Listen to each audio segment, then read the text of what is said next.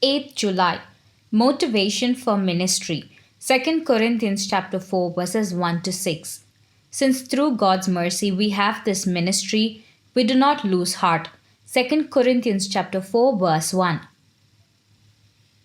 The way we look at our ministry helps to determine how we will fulfill it.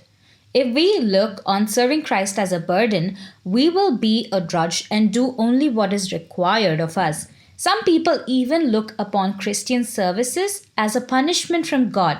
When Paul considered the fact that he was a minister of Jesus Christ, he was overwhelmed by the grace and mercy of God. His positive attitude toward the ministry kept him from being a quitter. He confessed to the Corinthians that his trials in Asia Minor had almost brought him to despair. 2 Corinthians chapter 1 verse 8. In spite of his great gifts and vast experience, Paul was human and subject to human frailties. But how could he lose heart when he was involved in such a wonderful ministry?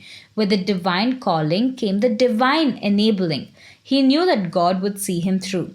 A discouraged Methodist preacher wrote to the great Scottish preacher Alexander White to ask his counsel. Should he leave the ministry? Never think of giving up preaching, White wrote to him. The angels around the throne envy you your great work.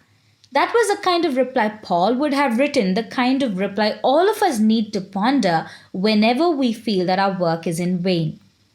Something to ponder. Is your ministry something that the angels would envy? Why or why not? Amen.